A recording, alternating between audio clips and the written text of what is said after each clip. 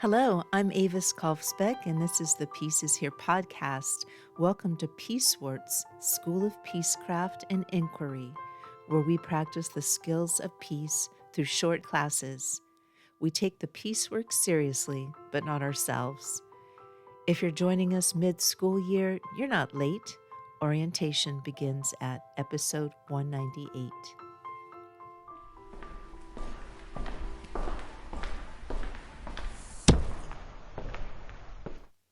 Welcome back, Peace Scholars. This is Chronicled Courage 101 in the Hall of Records, where we keep our eyes on the evidence. In this hall, we study history, but history begins as news.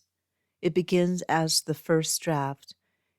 If that first draft is edited to remove every instance of cooperation, then the history we inherit will look like a story of inevitable violence. We've been taught that the news tells us what is happening. In this department, we argue that the news tell us what is exceptional. If 1 million people eat lunch in peace today, it's not a headline. If one person throws a stone, it is. When we mistake the exceptional for the universal, we are victims of erasure masquerading as realism. As Malcolm X warned, if you're not careful, the newspapers will have you hating the people who are being oppressed and loving the people who are doing the oppressing. The concept, the geography of the invisible. The war machine relies on a specific kind of silence. It chooses which crises are important based on geopolitical influence rather than human suffering. When a conflict is underreported, the peace initiatives trying to solve it are also erased. The history, the missing first draft. The Sudan and Chad erasure. Consider the current crisis in Sudan. It is arguably the world's largest humanitarian emergency, yet it receives a fraction of the coverage of conflicts involving major global powers. In eastern Chad, a staggering refugee crisis is unfolding as people flee the violence next door. These are not quiet events. They involve millions of lives, but they are made quiet by a media cycle that prioritizes national interest over global dignity. The WHO and the Health for Peace initiative. Peace architecture isn't always built by diplomats in suits. Sometimes it's built by doctors. The World Health Organization has a Health for Peace initiative.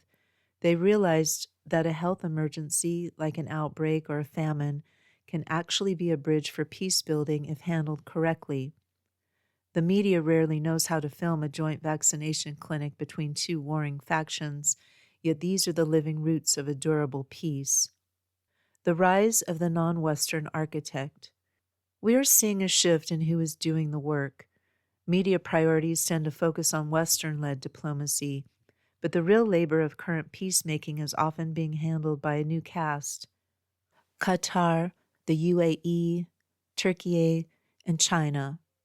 From Qatar's role in negotiating the reunification of displaced children and the UAE's facilitation of massive prisoner of war swaps between Russia and Ukraine, to Türkiye's hosting the largest multinational prisoner exchange since the Cold War in 2024, these actors are specializing in niche diplomacy.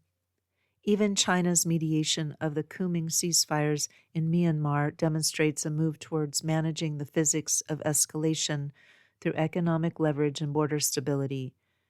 Because these efforts are incremental, transactional, and don't always align with clearly defined ideological sides, they are often left off the record, yet they represent the actual machinery keeping communication lines open in a fragmented world.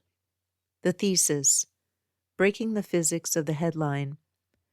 The media focuses on violence because violence has a start and an end. Peace, however, is a process. It is a delicate, organic binding of fractured communities that eventually grows into a single resilient architecture. If we only look at what the news provides, we will believe that the plan of war is the only plan in motion. But the records in this department show that for every headline about a strike, there are a dozen unwritten stories of refusal, coordination, and repair. Your job as a student of Chronicled Courage is to look for the blank spaces on the map. If you see a crisis that is being ignored, look for the peace movement that is being ignored along with it. Your homework. 1. Look up one of the following: the Health for Peace initiative by the WHO or the current status of the Sudan peace talks. 2. Write down one question about any of this episode's topics. If you don't have a question, just write no question. 3. Optional. Journal. Find a major news website and count the headlines. How many are about a collision, conflict, and how many are about a cohesion, cooperation? If you were the editor, what boring act of peace from your own community would you put on the front page? The ink of the future. In the Department of Chronicled Courage, we believe that silence is a choice.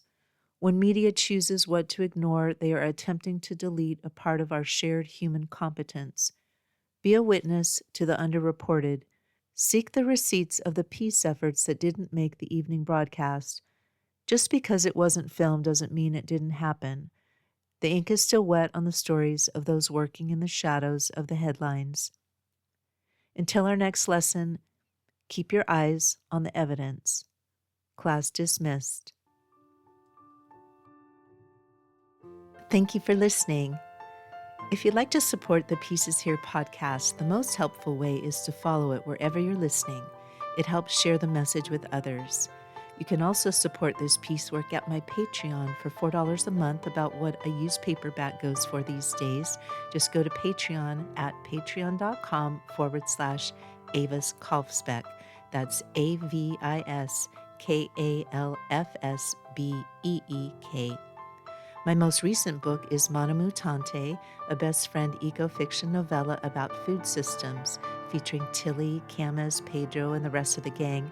It's book 6 in the Pedro the Water Dog Saves the Planet series and is available wherever you buy books. You can find all of my peace projects and stay in touch at aviskalfsbeck.com. Music is by Javier Peque Rodriguez. Sound effects are from Pixabay. Regarding peace, we need not delay or despair. We are not late. We are right on time to love. We are all scholars of peace. Listen for the peace.